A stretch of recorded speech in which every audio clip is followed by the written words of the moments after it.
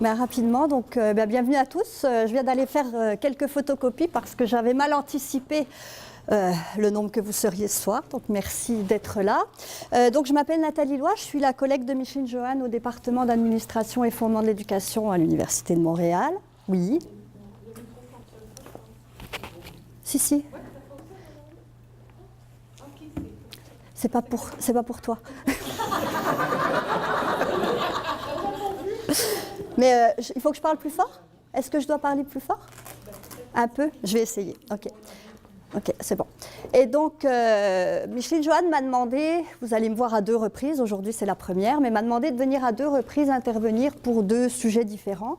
Le sujet d'aujourd'hui, vous en avez l'intitulé sur la diapo qui est derrière moi, correspond pas mal à mes intérêts. Je suis plutôt quantitativiste, mais je me soigne, c'est-à-dire que je fais quand même d'autres choses aussi. Je m'intéresse beaucoup plus au testing qu'à l'évaluation en salle de classe. Donc, vous allez probablement tous vous dire que tout ce dont je vais vous parler aujourd'hui, puis tout ce qu'on évalue avec les outils dont je vous parle aujourd'hui, finalement sont assez loin des compétences.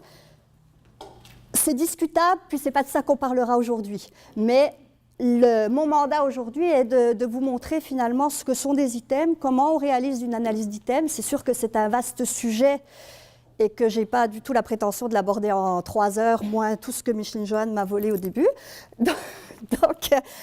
Mais on va effleurer ça et on va travailler, disons, sur certaines choses. La première chose qu'on va faire, avant que je ne commence, va être de vous faire passer un test. Vous allez voir, c'est hautement intéressant. Donc, je vous pose 5 questions. Je demanderai à tout le monde de répondre. Vous n'êtes pas obligé de mettre vos noms sur les copies. Je pense que j'en ai fait assez.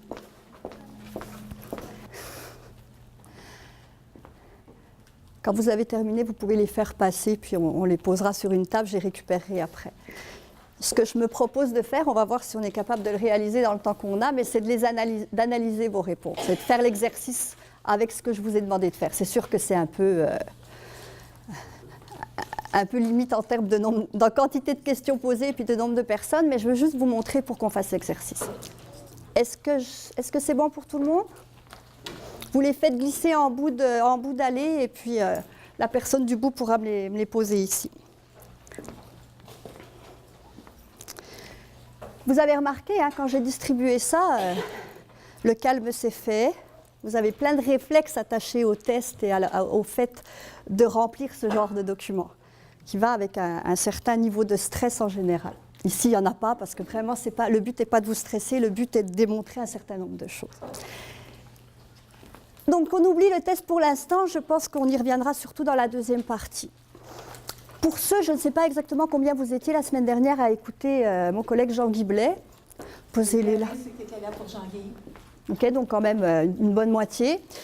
Vous devez vous souvenir, je suppose, qu'il vous a parlé notamment des processus de validation. Il a parlé, je sais, de beaucoup de choses, mais il a notamment parlé des concepts de validité et de fidélité, notamment de celui de validité.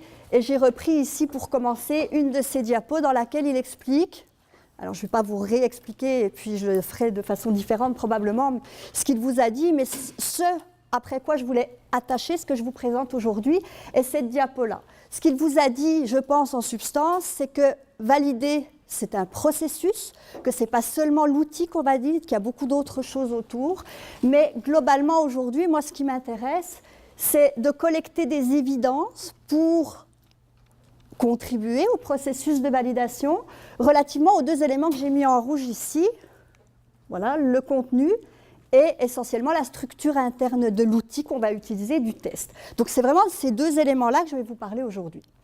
Donc l'analyse d'item telle que Jean-Guy l'a définie la semaine dernière, c'est de dire qu'on doit analyser la consistance interne.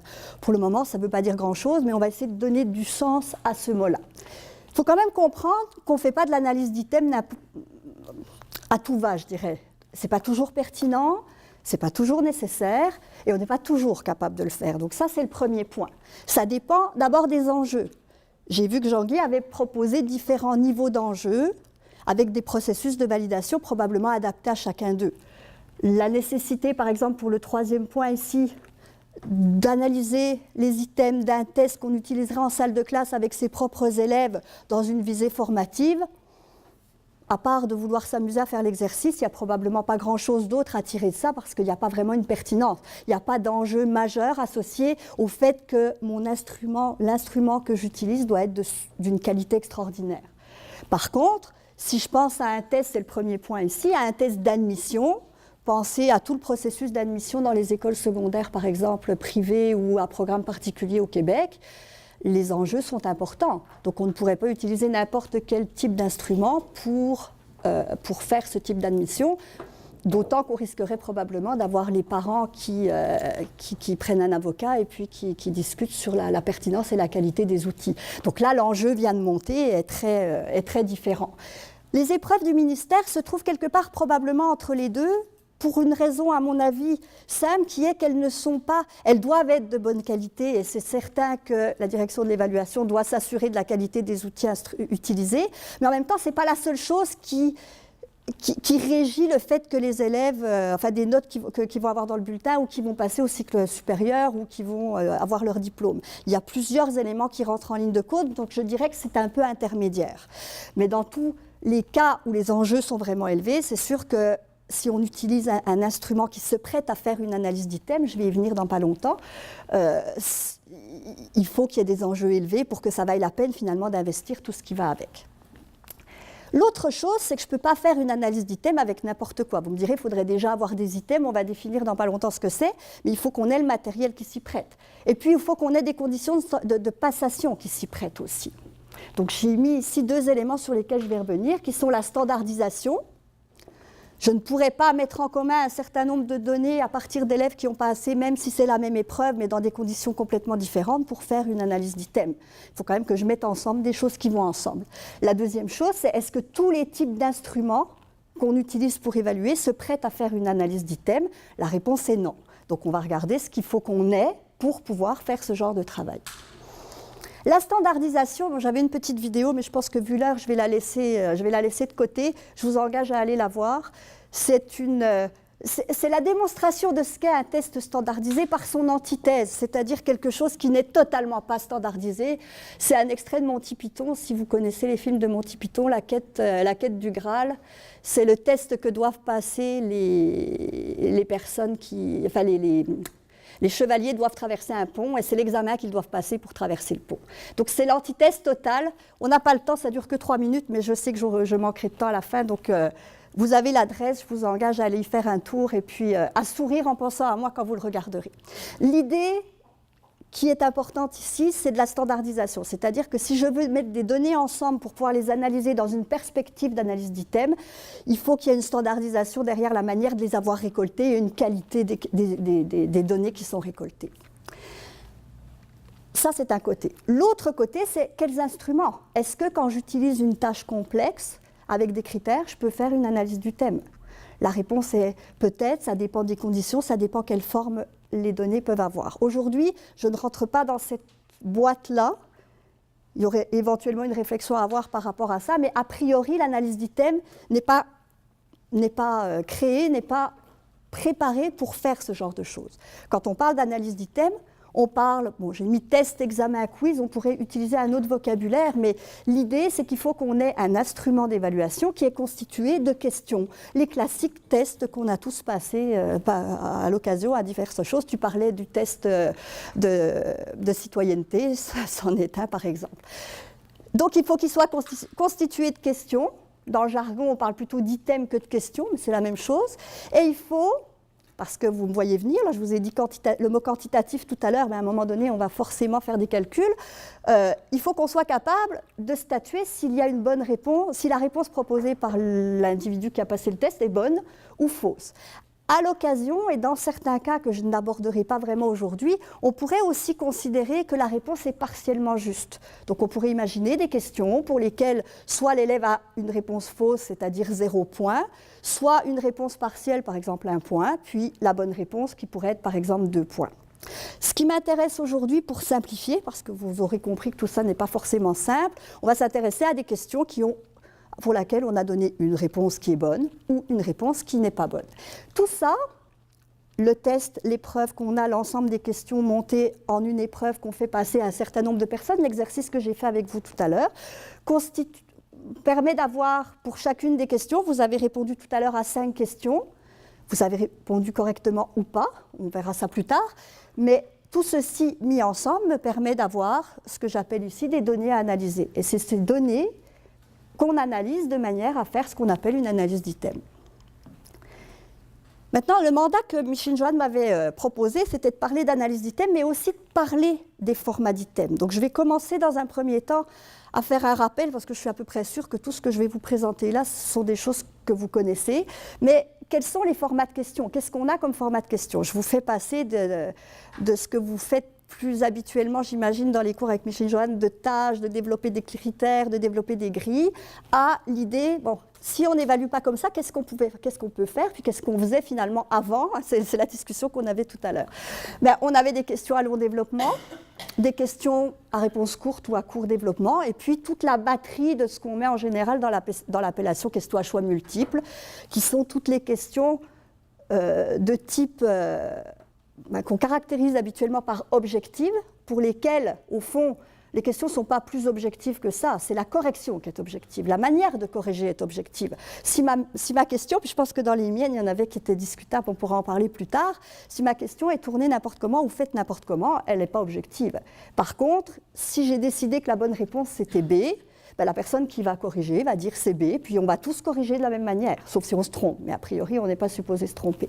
Donc l'objectif n'est que dans la correction, mais pas du tout dans le processus pour élaborer la question.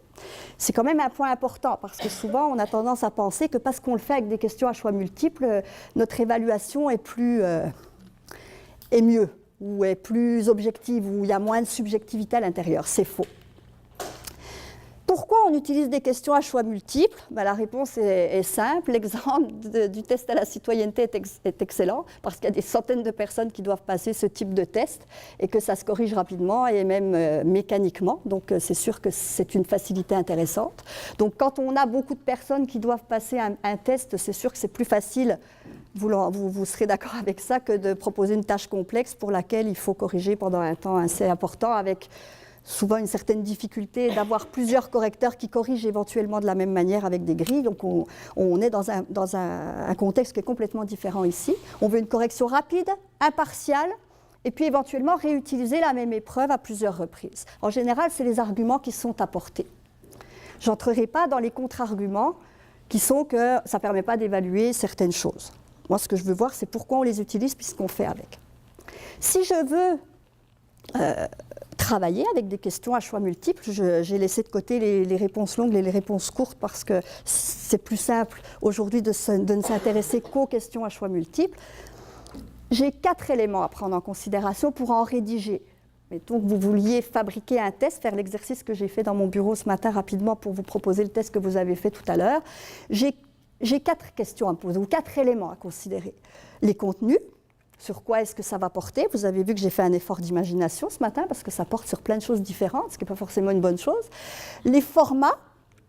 Donc, quels formats peuvent avoir mes questions? Je me suis efforcée de vous donner des formats un peu différents, même si finalement tous se ressemblaient un peu. Puis à l'intérieur des formats, mais il y a 2 choses. Il y a la question qu'on pose à l'élève, puis il y a la réponse qu'il peut choisir. Donc les amorces, ou le stimulus qu'on va proposer, puis les choix de réponse. Au niveau des contenus, il y a beaucoup de choses ici, je ne passerai pas forcément en détail à travers tout, mais je rendrai disponible mon diaporama après. Essentiellement, ce qui est important, c'est de savoir ce qu'on veut évaluer. Donc la même chose que quand on utilise une tâche complexe. Si je ne sais pas ce que je veux évaluer, j'ai meilleur temps d'aller faire autre chose. Il faut quand même cibler exactement ce qu'on veut aller évaluer, puis pas poser des questions juste parce qu'il était facile de faire une question sur ce sujet-là. Ce qu'il faut, c'est quand même viser des contenus qui sont intéressants, qui sont importants. Et puis pas le tout petit point de détail dont personne n'a rien à faire, ou bien une question super générale qui n'apporte rien à la question. Ce qu'il faut, c'est cibler des contenus importants, mais aussi intéressants. Ce n'est pas exactement mon propos d'aujourd'hui, mais c'est important de le signaler. Une même question, et ça c'est très différent de l'approche tâche plus complexe, ne devrait viser qu'un seul contenu. Parce que quand je vais faire des analyses sur mes questions, Ce qui m'intéresse, c'est quand même de savoir que c'est l'habileté. Mettons que je vous propose un test en mathématiques et que je vous pose des questions à choix multiples en mathématiques. Ce qui m'intéresse, c'est de mesurer votre habileté en mathématiques. Donc si je vous pose une question qui mélange tout un tas de choses, ben finalement, je ne suis plus très sûre que je veux évaluer votre habileté en mathématiques. Donc ça vient fausser. Si j'ai un énoncé très complexe que certains auront du mal à lire, avec à l'intérieur d'un énoncé, mais moi ce qui m'intéresse c'est l'habileté mathématique qui est derrière, mais je ne saurais pas si l'élève a échoué parce qu'il n'a rien compris à ce que je lui ai demandé ou parce qu'il n'a simplement pas la réponse, parce qu'il ne sait pas répondre à cette question-là. Si je mets à l'intérieur d'une question, comme on pourrait l'avoir dans un problème, un certain nombre d'éléments, un certain nombre de ressources qui viennent disons, compléter la manière de répondre de l'élève, ben, je ne pourrais pas savoir à quel niveau il a échoué. Donc l'idée qui est derrière des tests de ce genre-là, c'est d'aller chercher une seule information à la fois. Donc très différent d'une autre approche. Évidemment, de manière logique, éviter par exemple des questions qui portent sur des opinions. On se rappelle ce qu'on veut quand même avoir une question pour laquelle il y a une bonne réponse et une mauvaise réponse. Une opinion pourrait quand même relativement varier d'une personne à l'autre, donc ce ne serait pas une bonne question. En tout cas, pas dans un test, peut-être dans un questionnaire où on veut aller chercher la perception des gens ou l'opinion des gens, mais ce n'est pas de ça qu'on parle aujourd'hui. Éviter les pièges, de poser la question de manière un peu bizarre, de manière à s'assurer que la personne ne va pas vraiment comprendre ce qu'on lui demande, par exemple, ce ne serait pas une bonne idée. Oui? Une question, parce que je pense à une épreuve qu'on a fait de la présentation de l'analyse aux directions. Dans une épreuve de français lecture, il y a une ou deux questions qui... c'est un choix de réponse. Donc la bonne réponse était D. Mais A et B, disons, étaient contenus dans le D, mais ce n'était pas juste A ou B, il fallait prendre B, il y avait d'autres éléments. Est-ce que ça, c'est un piège? Non, ce n'est pas un piège, c'est une manière de faire certains choix multiples, effectivement, parce que la réponse, en fait, je pense que je l'ai plus loin, quelque part dans les diapos, mais ça doit être la réponse qui est la plus appropriée. Ce que ça a pour effet de rendre les questions beaucoup plus difficiles, par contre, parce que ce n'est pas considéré comme un piège, mais il faut avoir la réponse complète qui a tous les éléments à l'intérieur pour avoir le point. Donc dans ce cas-là, on pourrait considérer que les leurres qui ressemblent à la bonne réponse mais qui omettent un élément ou un autre sont des leurres qui attrapent bien. Et donc dans ce cas-là, qui font que même des élèves avec un haut niveau d'habileté peuvent les choisir. Mais ce n'est pas considéré dans divers... C'est souvent utilisé et pas considéré comme un piège. Même si à l'occasion, la ligne entre les deux n'est pas si claire que ça. Ça va ? Évidemment, vocabulaire simple, etc. Bon, j'avance là-dessus, je pense que vous avez compris l'idée. Au niveau des formats, c'est sûr qu'il en a probablement plus que ce que je vous ai mis ici. J'ai mis ce qui était le plus courant, parce que je pense que c'est important pour vous aussi d'avoir une vue d'ensemble. Vous en avez vu au moins deux formes dans ce que je vous ai donné tout à l'heure. Mais en gros, ce qu'on retrouve dans la littérature habituelle sur les choix de réponse, c'est les items d'appariement étendu, les questions vrai-faux, les questions à choix multiples simples et complexes. Je ne donnerai pas des exemples pour tous, mais une rapide description, puis quelques exemples. Des vrais-faux multiples, et puis ce qu'on appelle les items de type réarrangement. Donc l'ensemble de toutes ces questions-là nous donne quand même un bassin de possibilités pour fabriquer des questions. Puis vous allez voir dans mes exemples que dans certains cas, ça permet quand même d'aller chercher des habiletés à des niveaux très différents. Ce qu'on retrouve aussi dans la littérature, puis qui est un élément, je dirais, technique, mais qui est quand même important, c'est que à peu près tous les auteurs sont d'accord pour dire qu'il faut présenter les choix les uns en dessous des autres, comme je l'ai fait sur la feuille que je vous ai donnée tout à l'heure, et pas les uns à côté des autres. Le pourquoi n'est pas toujours si clair que ça, mais qu'on a une meilleure vue. Il semble que quand on essaie avec différents formats, c'est ça qui marche le mieux. L'explication n'est pas très précise, mais c'est ça en tout cas qu'on retrouve habituellement. Donc les appariements, c'est une liste d'énoncés qui doivent chacun être reliés à une liste d'énoncés d'une autre liste. C'est l'exemple exact de ma question 4 de tout à l'heure. La ville, c'est la capitale de quel pays? J'avais un certain nombre de villes, un nombre de pays plus grand, parce que si le nombre est égal, ça rend la question plus facile. S'il m'en reste plus qu'un et que ça ne marche pas, ben je réorganise autrement, alors que là, vous ne savez pas lesquels ne doivent pas être utilisés. C'est facile à construire, effectivement, ça ne m'a pas pris très longtemps ce matin, il ne fallait juste pas que je me trompe dans mon corrigé. Ça a une présentation relativement facile, vous avez vu, ça ne prend pas beaucoup de place sur une feuille. Et puis, c'était, dans le cas que j'ai choisi ce matin, en tout cas assez facile d'avoir que des villes dans une liste, puis que des pays dans l'autre. Donc, je n'ai pas besoin d'être un grand expert pour fabriquer ce genre de questions-là.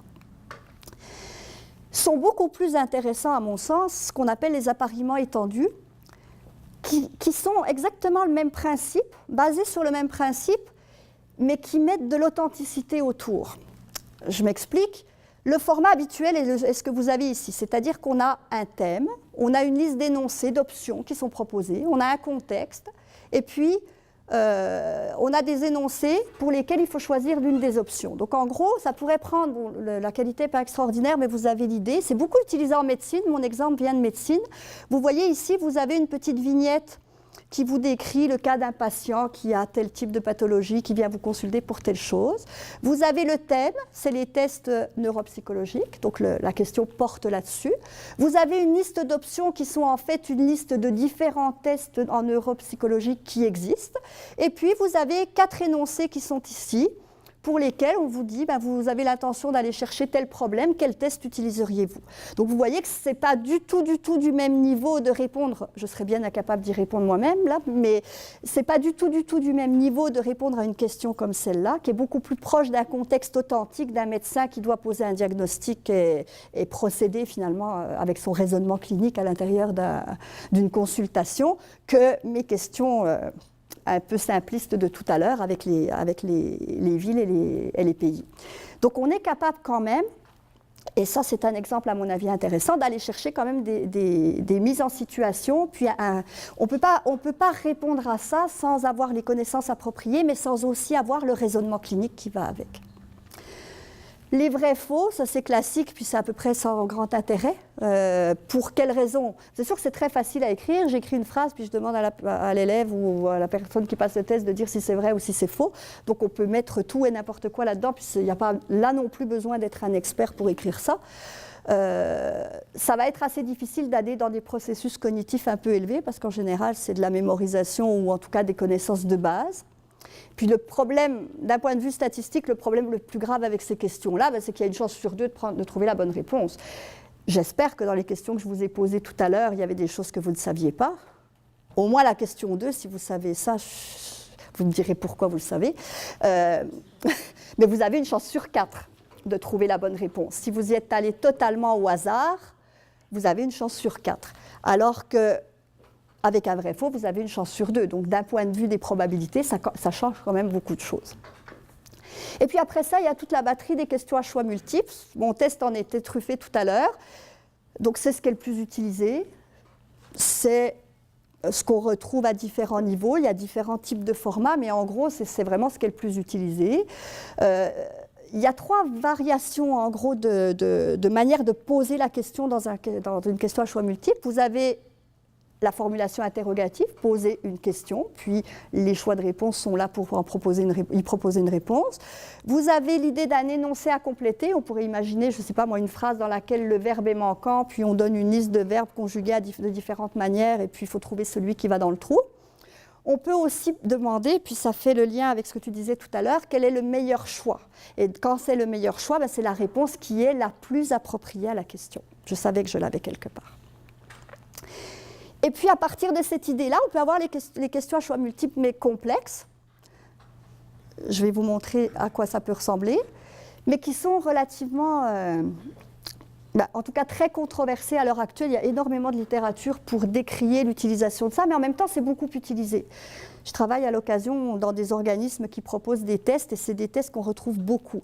Qu'est-ce que c'est qu'un test AQCM complexe? C'est quand on donne un certain nombre d'énoncés, et puis qu'on dit la bonne réponse, c'est A, B et D, B, C et E, et puis qu'il faut arriver à choisir à l'intérieur de ça ce qui est la bonne réponse.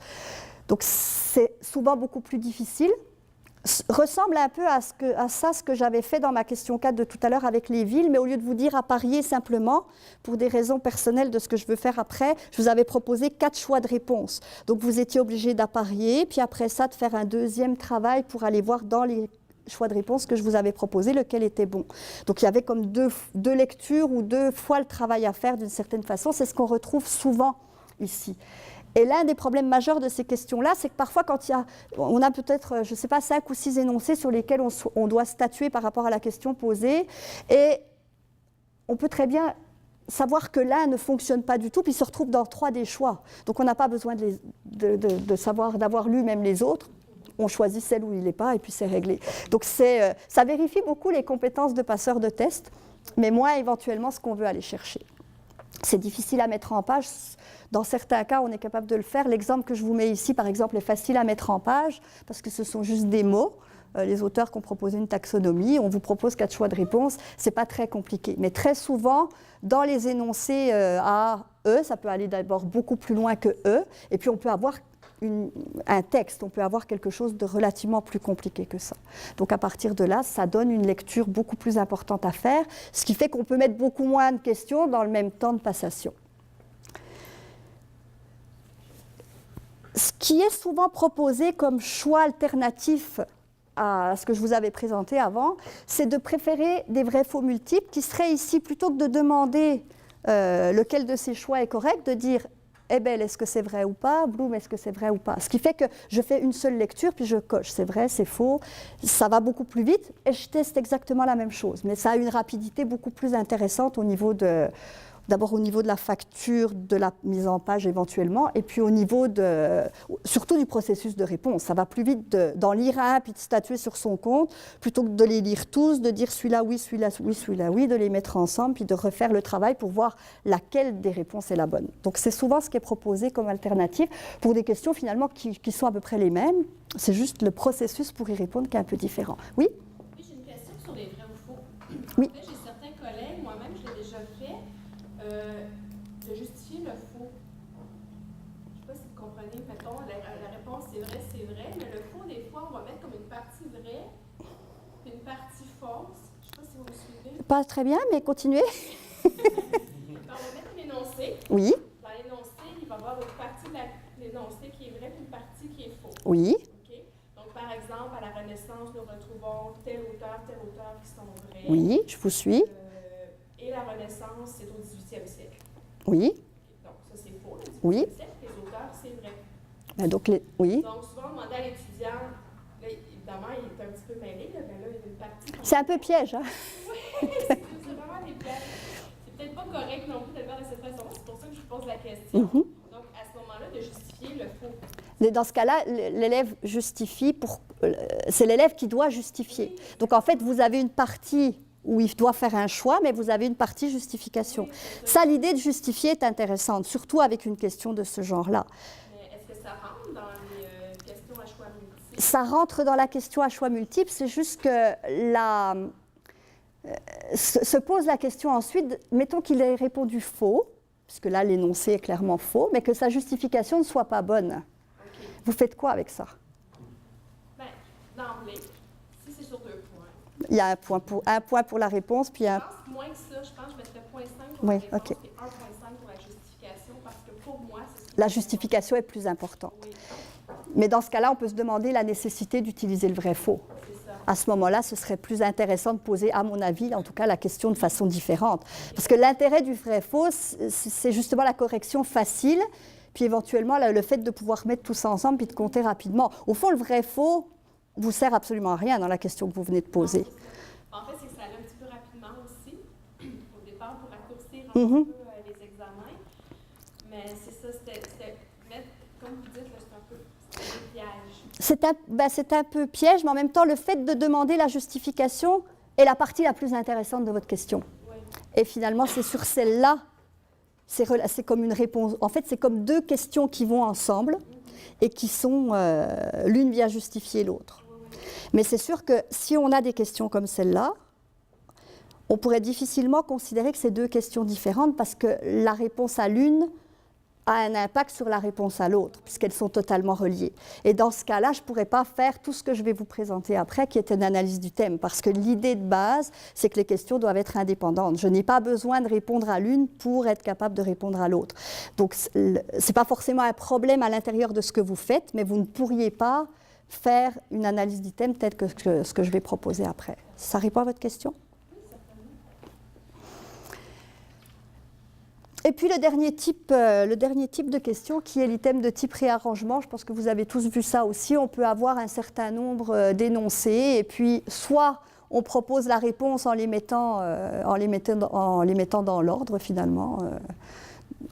Donc le premier ici serait le troisième. Dans une évaluation de programme, je fais l'évaluation des besoins en premier et puis on les ordonne. Oui? Les types de questions où on pose la question, on demande de répondre, et dès que tu réponds, on te dit tu passes à l'étape suivante. C'est comme s'il y avait une relation entre les questions. C'est comme s'il y avait un arbre, oui. Tu trouves et tu descends. Oui. Il y a des tests. Il y a des tests qui sont faits comme ça. Tout à fait. Ce type de questions.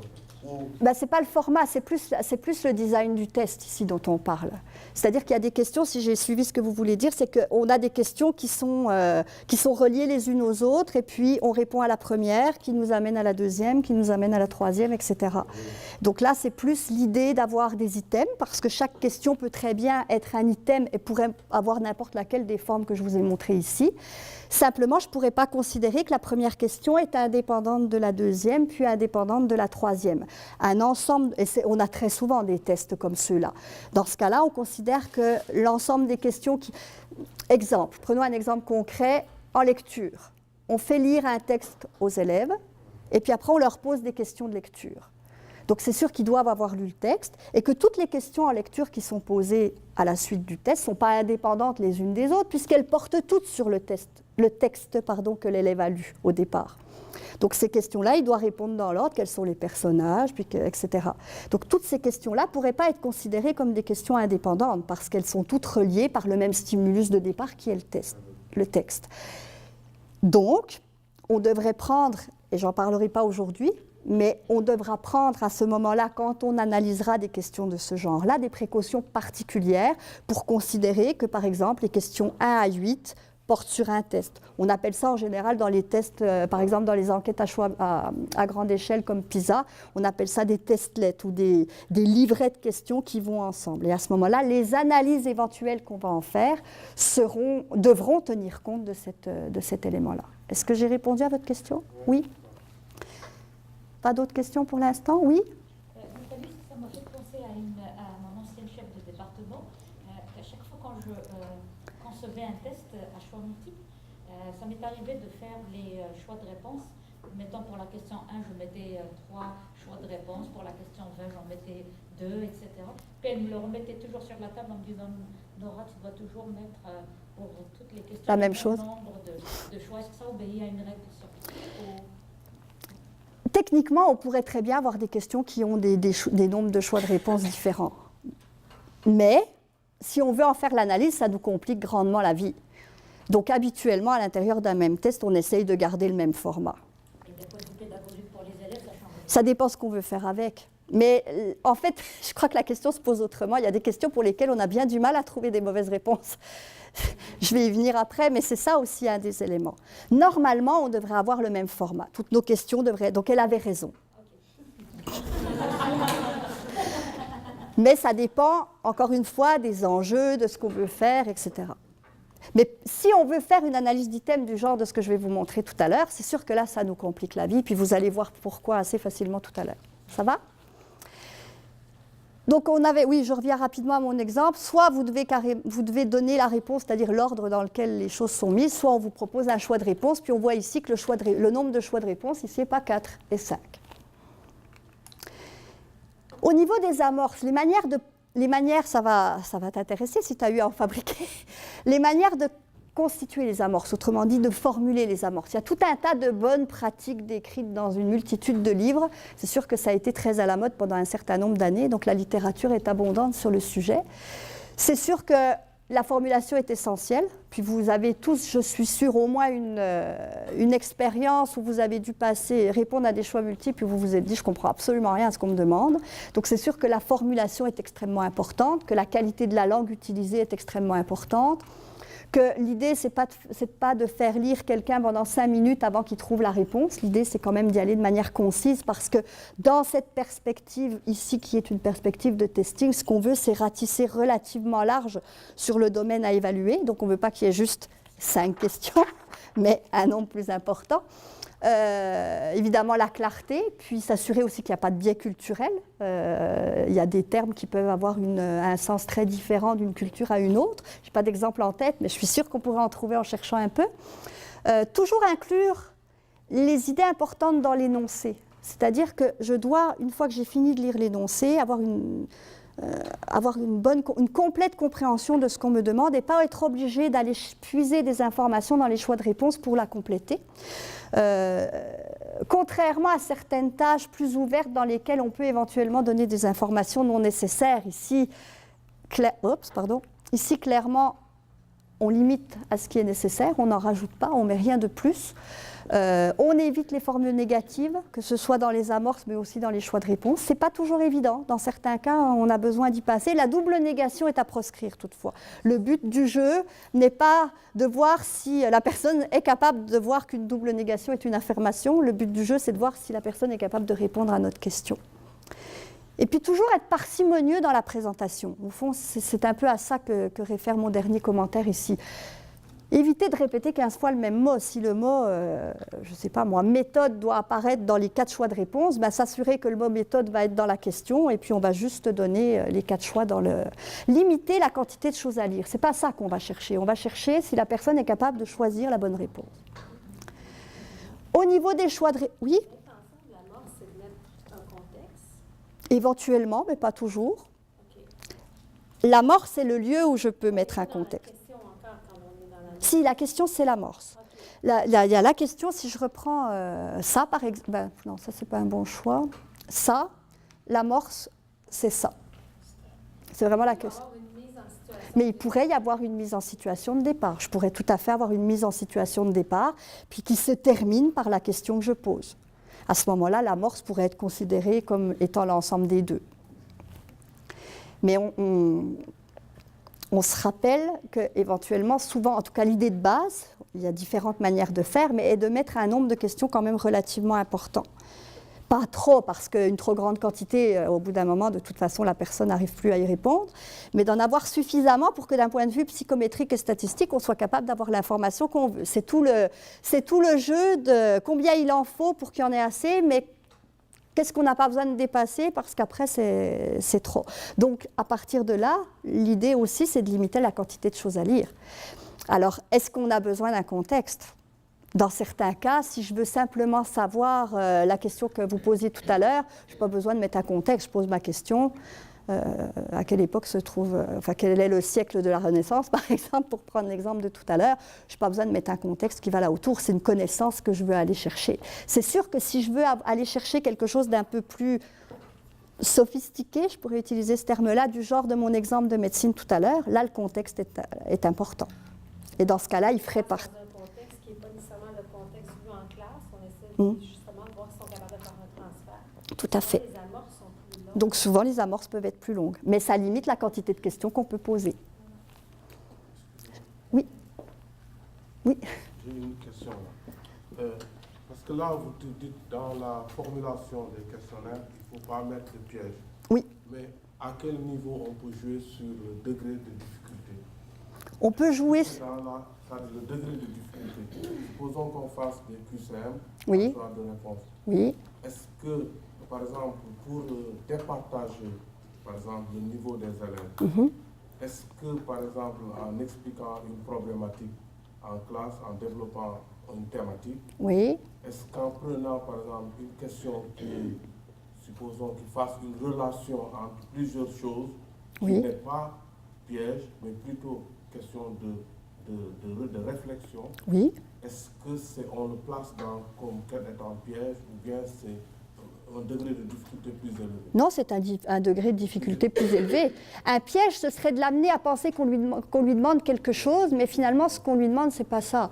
J'ai même pas d'exemple concret, je ne sais pas si quelqu'un en a un proposé, mais ce serait vraiment de formuler avec un terme qui peut être pris, par exemple, sous 2 sens différents, qui amène finalement à une compréhension totalement différente de la question d'origine. Ce qui veut dire que si vous la lisez et que je la lis, on ne comprend pas la même chose. Ça, c'est un piège. Si par contre, vous m'obligez à réfléchir de manière un peu plus intense pour faire des liens entre différentes choses que vous avez enseignées avant et que j'ai besoin de faire ça pour répondre correctement la question. Ça, c'est de la difficulté. On est dans le C'est même éventuellement de la complexité. On peut même aller, je pense, jusque-là. Une autre manière de compliquer, de rendre plus difficile, au sens de rendre plus difficile une question, c'est les choix de réponse qu'on va mettre. Parce que si c'est une question à choix multiples, mais qu'il y a 3 des choix qu'on élimine du revers de la main comme ça, parce qu'on dit ça n'a pas de bon sens, ça ne peut pas être ça, ben la question qui était peut-être difficile par sa formulation au départ devient une question super facile parce que par ma simple bonne logique, je peux éliminer plusieurs des choix de réponse. D'où toute la difficulté. Tout à l'heure, je vous disais, il n'y a pas besoin d'être très spécialiste pour écrire certaines questions vraies-faux. Il y a besoin d'être un spécialiste pour écrire un questionnaire des questions à choix multiples. Parce qu'il faut que l'amorce soit intéressante, écrite correctement, claire, qu'on définisse clairement aussi ce qu'on veut aller chercher comme information quand on pose cette question-là, mais aussi que, et puis c'est là que j'arrivais, que les choix de réponse qui sont proposés soient autant que possible plausibles. Ce qui peut même amener, je n'ai pas le temps d'en parler aujourd'hui, mais qui peut même amener dans certains cas d'avoir des taxonomies au niveau des leurs. C'est-à-dire qu'on a la bonne réponse qui est ce qu'on veut aller chercher, mais qu'on pourrait avoir, c'est l'exemple que proposait, je ne sais plus laquelle de vous deux là tout à l'heure, d'avoir des éléments de réponse dans certains leurres qui sont proposés, mais qui sont insuffisants, qui rendent très attrayant ce choix de réponse-là, même pour un élève de niveau d'habileté élevé, mais qui finalement n'est quand même pas suffisamment complet pour être la bonne réponse. Dans ce cas-là, ma question a probablement un niveau de difficulté qui vient de monter beaucoup par rapport à une question où j'aurais mis un peu n'importe quoi dans les leurs. Ça répond à votre question? Donc, on arrive au choix de réponse. Tu surveilles l'heure, Micheline Joanne? Habituellement, ce qu'on retrouve, c'est 3 options ou plus, Nora. Mais ce qu'on voit le plus souvent, c'est 4. Il arrive qu'on en voit 5, il arrive qu'on en voit 3, il arrive qu'on en voit plus, mais ce qu'on retrouve le plus souvent, c'est vraiment 4. Évidemment, puis ça paraît trivial de l'écrire de cette façon-là, mais ce n'est pas si évident que ça, s'assurer que la bonne réponse ne correspond qu'à un seul choix. Et dans les cas qu'on a évoqués tout à l'heure, des fois, la nuance est telle que ce n'est pas si évident que ça. Pour avoir souvent révisé, chaque année, je révise les items que l'OCRE en Ontario utilise pour évaluer le français. Ça fait 3 ans que je fais ça. Et dans certains cas, il y a, même au stade où j'arrive, une validation qui est à peu près la dernière validation qui est faite, où il y a encore des fois où je trouve qu'il y a encore un doute qui persiste entre deux leurres, entre un leurre et la bonne réponse finalement. Donc c'est vraiment important. Et c'est là qu'est important le vocabulaire qu'on utilise dans la façon de poser la question. Parce que si on utilise des mots qui prêtent à confusion, il pourrait y avoir une interprétation autre de la question qui amènerait à dire la bonne réponse c'est celle-là et qui n'est pas finalement celle qui a été donnée dans la clé de correction. Donc c'est vraiment important de le vérifier. Et à plusieurs, ce n'est pas juste parce que moi je pense que c'est bien que ça l'est. C'est vraiment un travail de validation d'experts et d'équipe, je dirais. Varier la position de la bonne réponse dans les choix, vous avez A, B, C, D, pas toujours mettre le A ou le B comme bonne réponse, ce que je n'ai pas fait dans mon test ce matin, je l'ai vu après. Donc, avoir une répartition uniforme,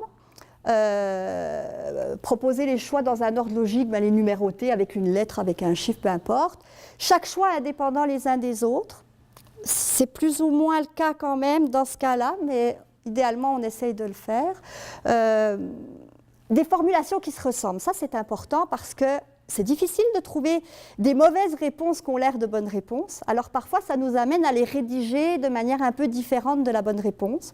Ce qui fait que ça peut donner, je n'ai pas mis d'exemple ici, mais on a une question qui est posée, on a des choix de réponse, puis il y a un choix de réponse, il y a 2 mots, un choix, il y a une phrase, un choix, il y a 4 mots. Donc d'avoir des choses tout à fait disparates dans la forme, ne serait-ce que le visuel que ça peut donner. Et ça peut avoir un impact important sur le fait que l'élève va choisir telle ou telle réponse. Donc s'assurer de l'uniformité, ce qui augmente la difficulté, parce que dans certains cas, arriver à tout mettre sous à peu près la même allure, genre un sujet, un verbe, un complément, par exemple, ce n'est pas toujours si simple. À peu près tous les auteurs sont d'accord pour dire qu'il faut éviter aucune de ces réponses et toutes ces réponses, parce qu'au fond, c'est le choix fourre-tout qui, finalement, ne nous permet pas vraiment d'aller chercher ce qu'on veut aller chercher. Ceci dit, on le retrouve très souvent quand même. Et puis, évidemment, la formule positive qu'on retrouve là aussi, le but étant pas de leurrer à cause de la négation, mais plutôt d'aller chercher ce qu'on veut aller chercher. Oui. Vous avez parlé de varier la position des bonnes réponses. Quand on a des vrais ou faux, puis on voit à peu près l'ensemble, est-ce que c'est à éviter de mettre, exemple, une suite de 5-6 faux Parce que quelqu'un peut se dire à un moment donné, c'est impossible qu'il y en ait mis autant de...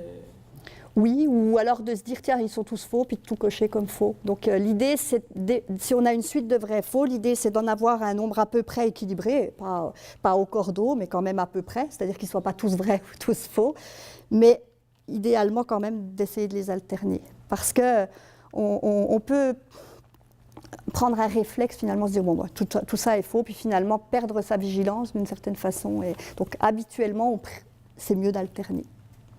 Mais dans certains cas, c'est vrai que peut-être que ça peut arriver qu'il y en ait plusieurs qui suivent. Mais si on a 8 énoncés, ben, s'il y a 6 faux qui suivent, ça ne marcherait pas. Ça va ?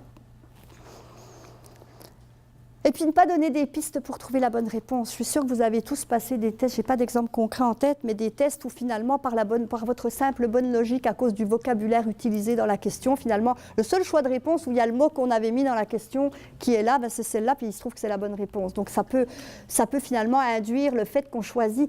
Rappelez-vous ce qu'on cherche à faire quand même. Ce qu'on cherche à faire avec ces tests, c'est d'aller chercher des informations sur le niveau d'habileté ou sur les connaissances ou à différents niveaux. Ce qu'il y a dans la tête de la personne qui passe le test. Ce qu'on ne peut pas savoir, c'est s'il a des bonnes stratégies éliminatoires ou s'il a appris à faire différentes choses. Ce qu'on veut, c'est aller chercher, est-ce qu'il sait faire ça? Est-ce qu'il connaît la réponse à cette question-là? Donc le but n'est pas ni de lui tendre un piège pour qu'il tombe dedans, ni de lui faciliter la tâche, en finalement pointant directement vers la bonne réponse. Une façon, par exemple, de faire ça, ce serait de donner, je pense que je l'ai à la fin ici, mais de donner que des choix qui ne sont totalement pas plausibles, autres que la bonne réponse. Ça pointe tellement vers l'idée que la seule qui est correcte, la seule qui existe, c'est celle-là, donc c'est la seule qui est possible. Oui. Okay. Par rapport à ce que vous venez de dire, est-ce qu'il serait pertinent, par exemple, de donner des choix, quand même, j'ai vu dans les librairies, dans les contenus, on dit toutes les réponses, tous les énoncés sont faux. Oui.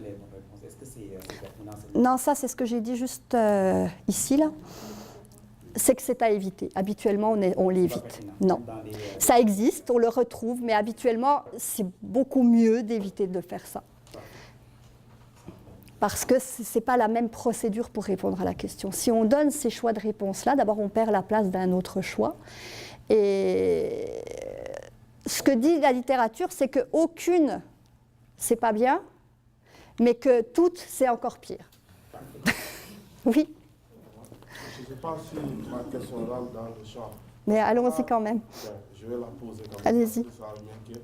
Ok, parce qu'il y a des questions où, quand on ne donne pas, au niveau de l'évaluation, par exemple, on dit de répondre, par exemple, comme tantôt, une question où j'ai le doute, au lieu de mettre un réflexe, au lieu de répondre, je sais ce que vous allez me demander. Laisser, oui. Parce que si tu réponds c'est faux, tu as moins 1. Si il y a des formulations où tu as 0, ce que tu trouves, ça va te soustraire des points. Je ne sais pas si... Oui, mais c'est une bonne remarque parce que c'est vrai que je n'en parle pas. C'est utilisé. La correction négative, effectivement, est utilisée relativement fréquemment. On a des noms. Vous avez des noms, c'est une pratique qu'en général, la littérature a tendance à condamner. Parce que justement, ça n'amène pas à donner une réponse finalement à la question. Je prends moins de risques en ne répondant pas à la question qu'en donnant une réponse pour laquelle j'ai des doutes. Et ce n'est pas ça qu'on veut aller chercher. Nous, ce qu'on veut chercher, c'est aller chercher la réponse qui semble être la plus pertinente pour la personne, donc qu'elle fasse ce choix-là. Parce que, mais ça se retrouve à bien des endroits, ils ont des noms, moi aussi j'en ai. Parce que le problème que j'ai en termes d'évaluation, on introduit le signe négatif, le moins, qui, à mon sens, n'a pas une bonne signification physique. Elle a pas oui, éventuellement, le moins peut avoir une signification négative, hein, justement. Mais au-delà de ça, ça amène à enlever finalement... à enlever des points finalement. La question qu'on peut se poser, c'est est-ce que l'habileté qu'on va aller estimer, mettons que le score qu'on obtienne, c'est la somme de tous les points obtenus à toutes les questions, c'est la pratique classique. Si la personne a répondu à la moitié des questions correctement, puis à l'autre moitié s'est trompée, a mis une mauvaise réponse, toutes ces mauvaises réponses viennent de tuer les bonnes réponses. Donc finalement, on va se retrouver avec quelqu'un qui va avoir 0, alors qu'en fait, son habileté n'est pas 0, puisqu'il y a au moins la moitié des questions qui ont été répondues de manière correcte. Donc rien qu'en regardant ça, on voit la connotation négative du moins, éventuellement sur cet exemple simple. Donc habituellement, on évite de le faire. Mais on a tous des exemples où c'est fait. Il arrivera même qu'on ait un élève qui a décidé de ne pas répondre du tout. Il sera bien mieux classé que l'autre qui a... En plus, c'est vrai, c'était une bonne remarque, oui. Donc habituellement, une question, elle est juste ou elle est fausse, mais elle n'est pas pénalisante. C'était quoi l'objectif de ça? Quel objectif on peut avoir? D'éviter, je pense que ce qu'il y a derrière, c'est l'idée un peu du degré de certitude. D'éviter, qu'on réponde n'importe quoi pour faire vite, puis 2, éventuellement d'amener l'élève qui n'est pas trop sûr à réfléchir. Ça peut avoir les 2 extrêmes, à mon avis. Je pense que c'est ça qui est derrière. Mais il y a d'autres manières de faire ça, par exemple. Si je veux aller chercher cette information, c'est-à-dire dans quelle mesure est-ce que l'élève a une confiance importante ou pas dans la réponse qu'il m'a donnée, je pourrais très bien lui poser la question. Et il y a tout un domaine de recherche et même qui est mis en application dans certains endroits où à chacune des questions, on peut poser une question à choix multiple, 4 choix de réponse, l'élève coche, puis il peut dire sur une échelle de 1 à 10, je suis à la certitude 8 que ma réponse est bonne. Et ça permet une analyse intéressante. On déborde un peu de ça là, mais ça permet une analyse intéressante parce que un élève qui a une bonne réponse puis qui pense qu'elle est bonne, c'est bien. Un élève qui a une mauvaise réponse puis qui pense qu'elle est mauvaise, c'est pas si mal non plus parce qu'au moins il a conscience qu'il a des difficultés. Celui qui par contre donne une mauvaise réponse avec une certitude absolue que c'est la bonne réponse, celui-là on a du travail à faire. Donc il y a éventuellement un intérêt et un travail à faire là autour. Mais ça déborde de ce que je présente aujourd'hui, mais ce qu'il y a derrière entre autres, je pense, c'est ça. Ça va pour ça ? Donc, à quelle heure comptes-tu faire la pause? Ok, donc ça me laisse un peu de temps pour avancer. Donc, si je vais revenir ici, si je m'arrête ici, de quoi est-ce que j'ai parlé jusqu'à présent? Je vous ai parlé de format de questions. Ce sont des formats que vous connaissez tous, c'est la deuxième partie de ma présentation est très différente de la première. L'idée qui est ici, c'est d'avoir un ensemble, un mélange, ou toujours le même format, mais en tout cas de constituer un test ou une épreuve à l'aide de différentes questions de ce type-là, ou en tout cas de questions qui permettent de statuer si la réponse est bonne ou mauvaise. Ici, l'exemple que j'ai choisi, finalement, ce sont des choix multiples avec 4 choix de réponse, et qui permet donc de constituer, je vous ai fait tout à l'heure passer mon questionnaire de 5 questions ici. J'ai donc, ici j'en ai mis que 3, mais j'ai donc 5 questions. Chacune a une bonne réponse et puis les autres sont des mauvaises réponses. Puis chacun d'entre vous a donné différentes réponses. Donc ça me permet de constituer une base de données qui pourrait avoir l'allure du tableau que je vous ai mis ici, avec les réponses que vous avez chacun cochées pour chacune des questions, qui me permet, vous allez le voir, d'analyser. Je peux analyser en tenant compte des choix de réponse. C'est sûr que l'idée des choix de réponse, vu le travail qu'on fait à les écrire, ça peut quand même être intéressant de faire un travail avec le choix de réponse, notamment quand on a mis dans chacune des mauvaises réponses ou dans chacun des leurs des erreurs habituelles des élèves. Mais je peux aussi vouloir analyser mes données sous un format comme celui-là, c'est-à-dire dichotomique. L'élève a, par exemple, le sujet 1, il a la question 1 et 3, il a répondu correctement, mais la question 2, il s'est trompé, puis les autres, on ne le sait pas. Donc, c'est 2 manières différentes de faire les calculs. Je pourrais pas faire des calculs avec des A, des B, des C, des D. Mais par contre, je pourrais faire certains calculs, mais ce sera relativement limité. L'idée des 0 et des 1, c'est de pouvoir faire des calculs avec l'ensemble des données. Donc vous verrez, vous allez voir là très bientôt, les 2 modes finalement de présentation permettent de calculer des pourcentages, des proportions, permettent de calculer d'autres permettent de calculer des moyennes, puis des indices statistiques un peu plus sophistiqués finalement que des simples proportions. Ça va jusque-là ? Je pense que je vais continuer, puis... T'arrêtes quand tu veux, là. On prend la pause pour repart quand tu veux. Peut-être qu'on va faire la pause tout de suite, mais ça vous fera un plus long morceau aux 2. Ça vous convient? Parce que finalement, là, je commence à parler vraiment d'autre chose. Donc, 15 minutes? Donc, écoutez, il est 35, on pourrait reprendre à moins 10. si ça vous convient. Puis pendant ce temps-là, Micheline Joanne, j'ai du travail pour toi. Nous autres, on sait où tu as pris la question 2, on sait d'où ça vient. Oui, je vous l'avais montré l'année dernière, celle-là. Je ne savais pas que vous seriez là.